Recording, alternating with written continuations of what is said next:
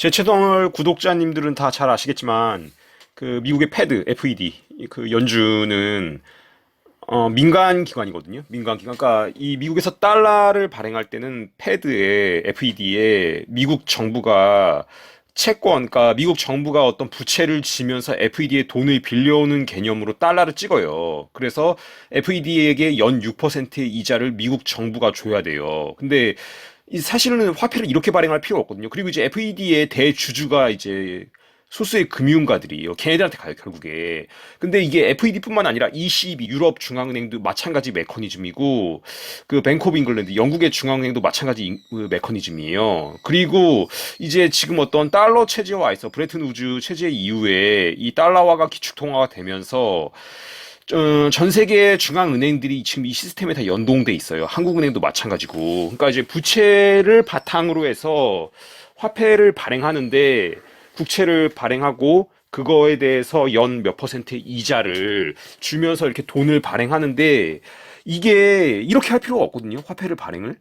이 사실 이제 일루미나티를 금융가라고 보면 좋아요. 금융가. 근데 이 일루미나티가 힘이 약했던 시대. 뭐 굳이 제가 한번 이제 이름을 붙이자면 그때가 이제 한 100년대부터 뱅크 오브 잉글랜드가 생기기 전까지라고 보면 되는데, 그러니까 1694년 생겼는데, 이제 영국의 중앙은행이, 대략 뭐 한 300년 정도? 이때가 이 금융가들이 좀 힘이 약했어요. 1100년대. 근데 어떻게 왜 그랬는지 약했는가? 재밌는 그 영국에서 사실은 이제 그 헨리 1세가 1100년대 영국 왕이었었는데, 얘가 텔리 화폐라고 그 부채 기반이 아닌 화폐를 발행해요. 이 텔리 화폐는 뭐냐면은 나무 조각 같은 거예요. 나무 조각. 이 나무 막대기 같은 건데, 이 막대기에다가 기록을 해요. 그러니까, 이 막대기에다가 어떤, 그, 세금을 이걸로 받았어요. 이 막대기로. 근데 이 막대기에다가 어떤 그 가치를 기록을 해요. 뭐, 이게 이를테면 뭐, 이 막대기가 몇 파운드다. 몇 파운드의 가치를 가지고 있다. 이렇게 이제 기록한 다음에 그거를 부러뜨려요. 반으로. 그래서 반으로 부러뜨려가지고 반은 이제 국가가 갖고 있고 반은 그 개인이 가져가서 이걸로 이제 이게 일종의 화폐인 거죠. 이게 화폐인 거죠. 그래서 나중에 이건 어떻게 이 화폐가 위조된 게 아닌가를 알 수 있는 방법은 부러뜨린 걸 그대로 이렇게 딱 맞춰 끼우면 그게 부러뜨린 게 둘이 맞으면 그 국가가 보고 갖고 있는 거랑 개인이 그걸로 세금을 내는데 그거랑 이제 딱 맞으면은 이게 위조가 된 게 아니란 거를 어떤 증명하는 이런 방식으로 부채 기반 화폐가 아니라 부채가 전혀 없는 이런 텔리 화폐를 이제 유통을 시켰어요. 이 헨리 1세가 1100년대에. 이게 이제 그 영국의 중앙은행이 생기기 전까지, 그러니까 이제 뭐 1700년대 전까지는 유통이 됐어요. 이걸로. 근데 이거는 이제 빚을 지지 않기 때문에 그 정부가 누구한테 이자를 줄 이유가 없어요. 이 화폐는. 이 지금 우리가 화폐라는 게 일종의 화폐라는 거는 그 우리가 생산물을 교환하기 위한 수단이거든요. 그러니까 물물 교환을 하기엔 너무 힘들기 때문에 어떤 뭐 목축업자는 자기가 기른 소랑 자기가 이제 소는 자기가 길러서 고기는 얻을 수 있지만 어떤 사과라든지 뭐 쌀 이런 거를 자기가 직접 다 재배할 수 없기 때문에 자기 가지고 있는 소를 도축해서 이제 그 고기를 뭐 사과 1kg이랑 바꾸고 얼마큼씩 그러니까 이런 식으로 물물 교환을 이제 고대는 했었는데 이게 너무 힘들기 때문에 그거를 할 수 있는 어떤 대체물로 이제 보통은 이제 금이나 은이었죠. 그걸로 이제 휴대하기도 더 편하고. 그러니까 그런 어떤 교환의 매개물이 화폐인데 그거를 이제 지금 현대에는 부채 기반으로 하기 때문에 화폐를 발행할수록 이자가 복리 개념으로 또 쌓이잖아요. 복리 개념으로. 그러면은 FED가 생긴 게 1913년인데 110년 동안 그 이자, 그러니까 해가지고 이제 엄청난 그 미국 정부가 빚을 졌고 그 빚을 갚기 위해서 계속 국민들한테 세금을 걷어가지고 FED, 패드, 연준의 소유주에게 지금 주고 있어요. 세금으로. 근데 이렇게 할 필요가 없거든요. 부채 없이 아까 텔리화폐 개념으로 이렇게 할 수 있어요. 지금 이거 현대적으로 좀 변용한 게 이제 그 1차 대전이 끝난 다음에 막 뭐 바이마르 공화국에서도 하이퍼 인플레이션이 오고 그랬을 때 오스트리아 한 지방 정부가 이 국유지 국가가 갖고 있는 땅 국유지를 기반으로 이제 그 부채가 없는 화폐를 발행했었어요. 오스트리아에 있는 한 소도시에서.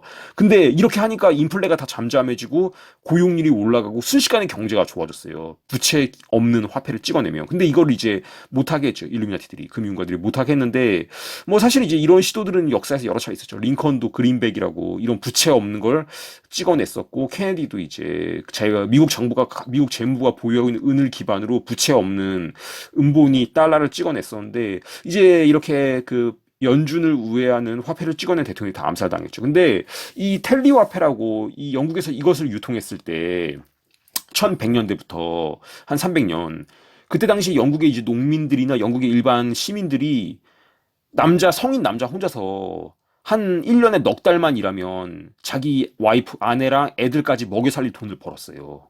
1년에 넉 달만 일하면. 그러니까 세율이 굉장히 낮았어요. 그러니까 국가에서 매년 이제 6%인데 그게 복리로 쌓이면 6%가 엄청난 이자가 되는데 그거를 하기 위해서 국가에서 굉장히 세금을 금융업자들한테 갚기 위해서 세금을 많이 뜯어갔는데 이 텔리화폐는 부채 기반 화폐가 아니기 때문에 세율이 굉장히 낮았어요. 그러니까 1년에 넉 달만 일하면 먹고 사는 게 되는 거예요. 자기랑 자기 아내랑 자기 자녀들까지. 근데 지금 그 현대 국가에서는 이게 안 되잖아요. 지금 오늘 보도된 거 보니까 네덜란드 같은 경우는 그 연봉 한 4,500 정도 되는 사람이 40% 정도를 세금을 내야 돼요. 연봉 4,500 넘어가면 네덜란드에서 정확하게 37점 몇 퍼센트인데 40% 정도가 세금으로 뜯어가요, 국가에서. 그럼 이 뜯어간 세금으로 또 많은 경우에는 국채 이자를 내는 거죠. 그러니까 지금은 이제 어떤 민간의 어떤 금융가들이 지금 중앙은행의 대주주인데 걔네들이 이제 그 돈을 발행하면 그 국가가 걔네들한테 이자를 줘야 돼요. 근데 그렇게 주는 이자가 한 번 주고 끝난 게 아니라 지금 100년 이상 그렇게 줬어요. 그게 쌓이고 해서 이자가 엄청나게 되고 지금 한국의 이제 조세부담률이라고 말하는데 그 연봉 한 3천 정도 버는 사람이 우리나라 조세부담률이 지금 25% 가까이 되는데 그러니까 4분의 1 정도 연봉 3천 받는 사람은 뭐 1200 정도가 그러니까 이 조세 부담률은 물론 이제 그냥 뭐 소득세 이런 것만 말하는 게 아니에요. 그러니까 부가가치세 그런 거라든지 뭐 주민세, 부동산 보유세, 뭐 자동차 이런 걸 다 포함한 건데 그러니까 3천만 원 정도 버는 사람은 그 뭐 한 900만 원, 800만 원 정도가 세금으로 그냥 뜯겨요, 우리나라에서도. 근데 아까 말했던 텔리화폐 이 개념을 하면 이 세율이 확 낮아진다는 거예요. 그러니까 국민들은 이제 여유가 있으니까 자기 삶을 자기가 진짜 하고 싶어 하는 일들을 하면서 즐기고 또 그런 걸로 또 어떤 취미 활동이 또 소득을 발생시킬 수 있잖아요. 그러니까 굉장히 풍요로웠어요. 이 헨리 1세가 다스렸던 시기 1100년대부터 한 300년이 굉장히 풍요로웠어요. 근데 이제 이 1694년에 뱅크 오브 잉글랜드 영국의 중앙은행이 생겼고 그걸 모델로 한 이제 FED, 패드, 연준, 미국의 중앙은행이 생긴 게 1914년인데 대략 이제 그런 어떤 민간 중앙은행이 생긴 이후부터 이 어떤 민중의 삶이 점점 어려워져요. 점점. 왜냐면은 국가가 부채 기반으로 화폐를 발행하고 국가 부채라는 거는 결국에 이제 그게 국민들이 그것을 일정 부분씩 담당할 수밖에 없는데 지금 한국민 1인당 국가 부채를 그 5천만 원으로 나누면 지금 정확하게 제가 기억 안 나는데 1인당 그 지고 있는 빚이 2, 3천 될걸요? 정확하게 기억 안 나는데. 그러니까 이게 내가 당장 2, 3천 안 내는 것처럼 느껴지지만 세금으로 내고 있는 거예요. 그러니까 뜯기고 있는 거예요, 세금으로.